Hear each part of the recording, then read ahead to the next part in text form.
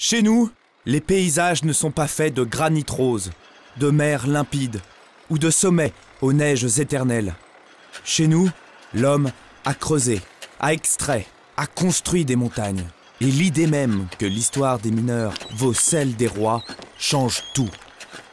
Le patrimoine mondial n'est pas qu'un simple label touristique qui attire 1 milliard de visiteurs par an. Cette notion est aujourd'hui bien plus complexe qu'hier et sans doute bien moins que demain. L'histoire commence avec la Convention de 1972, qui défend l'idée d'une reconnaissance de biens naturels et culturels ayant une valeur universelle exceptionnelle.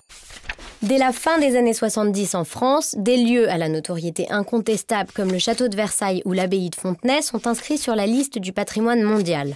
Pour inscrire leurs biens, les États déposent alors des dossiers de candidature aussi épais qu'une galette du Mont-Saint-Michel. Les inscriptions s'enchaînent, et dans les années 90, 410 lieux sont déjà inscrits dans le monde. Le Comité du patrimoine mondial constate un grand déséquilibre entre les types de biens et les zones géographiques représentées. Une stratégie globale est alors adoptée pour y remédier et faire évoluer la notion de patrimoine mondial.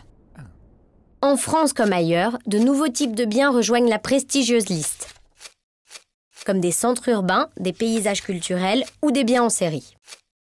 On s'intéresse désormais à l'interaction de l'homme et de la nature, ainsi qu'au patrimoine moderne. Mais, vous l'imaginez, tout ceci n'est pas sans conséquence sur les processus d'inscription et les enjeux de gestion.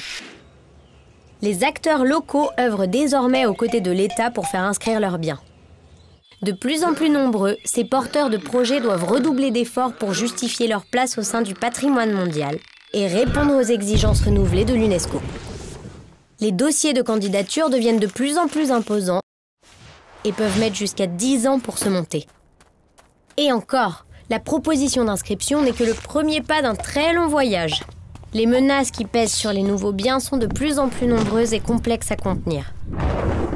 Alors forcément, certains aspirants au patrimoine mondial peuvent se sentir déboussolés devant l'ampleur de la tâche. C'est pour toutes ces raisons que des initiatives comme l'Association des biens français du patrimoine mondial voient le jour.